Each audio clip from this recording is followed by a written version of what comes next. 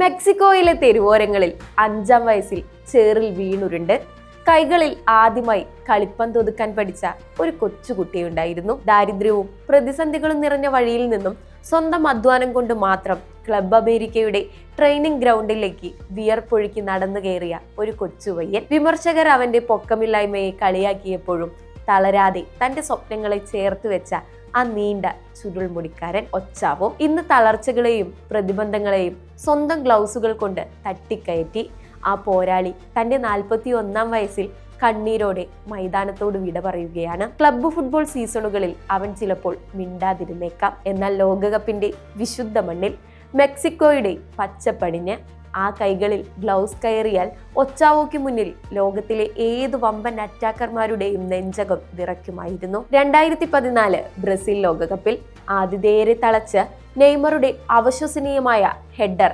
തടുത്തിട്ട നിമിഷം. 2018 ലോക ചാമ്പ്യന്മാരായ ജർമ്മനിയെ മെക്സിക്കോ അട്ടിമറിച്ചപ്പോൾ വൻമതിലായി നിന്ന പ്രകടനം. 2022 ലെവൻഡോസ്കിയുടെ ഉറച്ച പെനാൽറ്റി തടുത്തിട്ട് കാൽപന്ത് ലോകത്തെ വീണ്ടും വീണ്ടും ഞെട്ടിച്ച അത്ഭുതം. പലരും യൂറോപ്യൻ വമ്പൻ ക്ലബ്ബുകളിൽ മിന്നിത്തിളങ്ങിയപ്പോൾ ലോകകപ്പ് ടൂർണമെന്റുകൾ വരുമ്പോൾ മാത്രം അമാനുഷിക ശക്തി കൈവരിക്കുന്ന ഒരു കരുത്തായിരുന്നു ഒച്ചാവോയ്ക്ക്.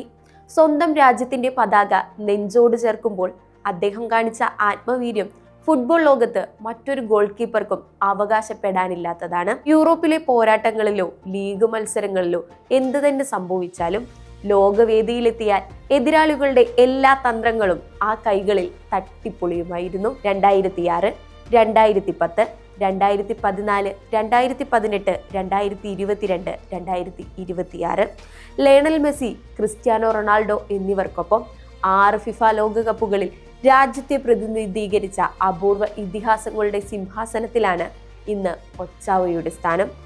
രാജ്യത്തിനായി 150-ലധികം പോരാട്ടങ്ങളിൽ ആ ഗ്ലൗസുകൾ സുരക്ഷിതമായിരുന്നു. 5 തവണ കോൺകാക്കാഫ് ഗോൾഡൻ കപ്പിൽ മെക്സിക്കോയെ കിരീടമണിയിച്ച താരം ഇപ്പോഴിതാ സ്വന്തം കരിയറിന്റെ ഒടുവിൽ താൻ പന്ത് തട്ടിത്തുടങ്ങിയ അസ്റ്റേക്ക സ്റ്റേഡിയത്തിൽ വെച്ച് തന്നെ ആരാധകരുടെ ഹൃദയം തൊട്ട് വിട പറയാൻ കഴിഞ്ഞത് ആ കരിയറിലെ ഏറ്റവും മനോഹരമായ ക്ലൈമാക്സ് ആയി മാറി.